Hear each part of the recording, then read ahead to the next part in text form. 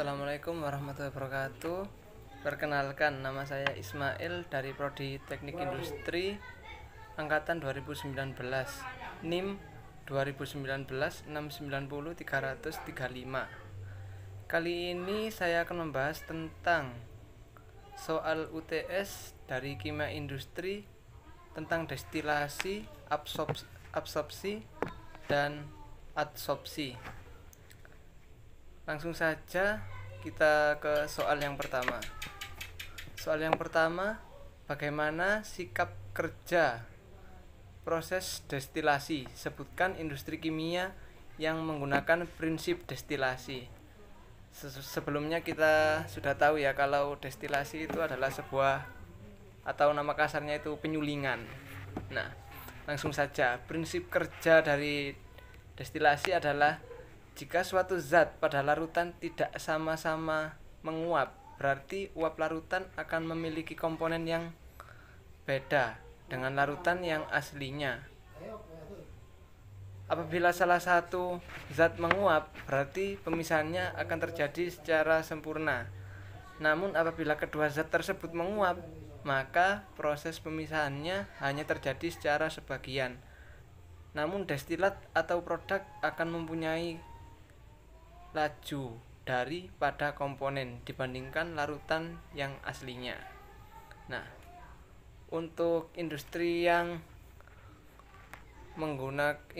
kimia yang menggunakan prinsip destilasi adalah contoh pembuatan minuman alkohol, pengolahan minyak bumi, dan industri parfum. Ya, kali ini kita akan membahas tentang prinsip dari destilasi. Untuk lebih mudahnya, mari kita simak video berikut ini.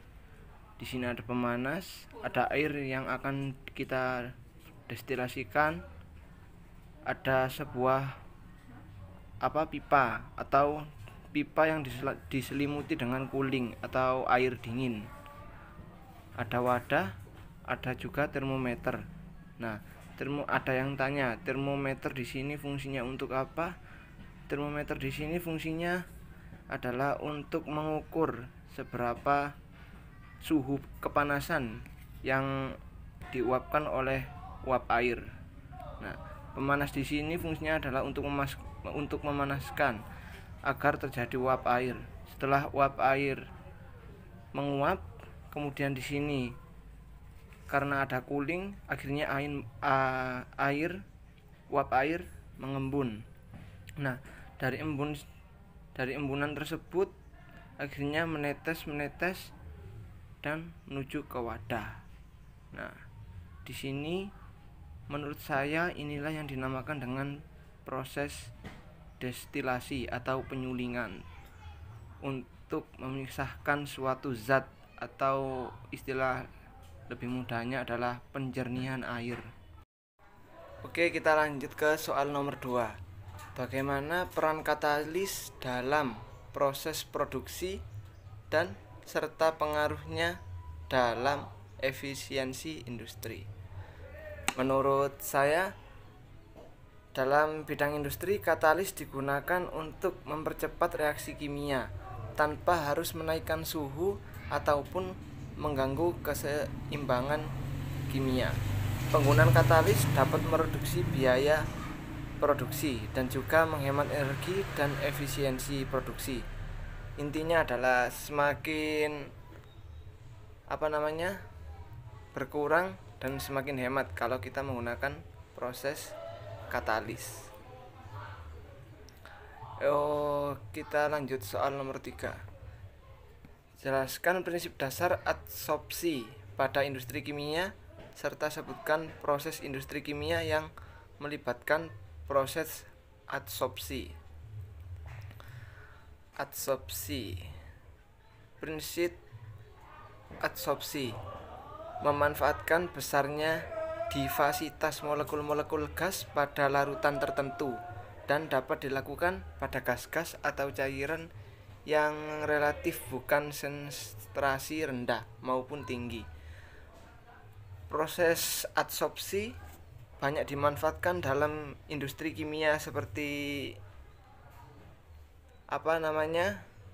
sebagai katalis atau sebagai penjernih air dan mengurangi pencemaran pada air. Oke, lanjut ke soal yang nomor 4. Kita lihat soalnya.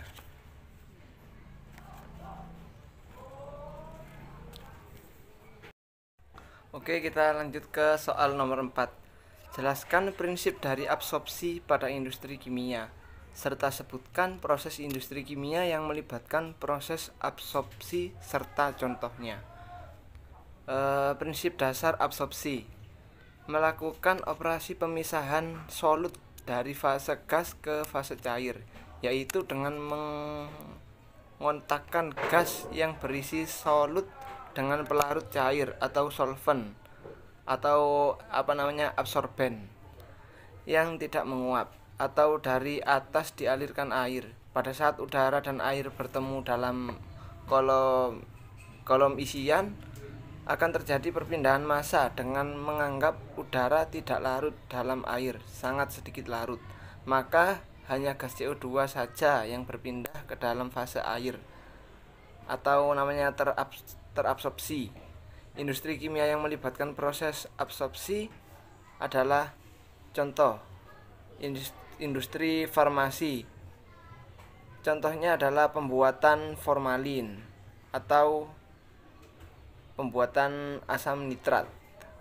Industri manufaktur, pemutihan gula tebu. Industri umum, penjernihan air. Ya, lanjut kita ke nomor 5. Jelaskan diagram alir proses pembuatan asam sulfat dan jelaskan reaksi kimia yang terjadi pada proses tersebut. Nah, untuk lebih jelasnya saya sudah menggambarkan proses atau diagram alirnya.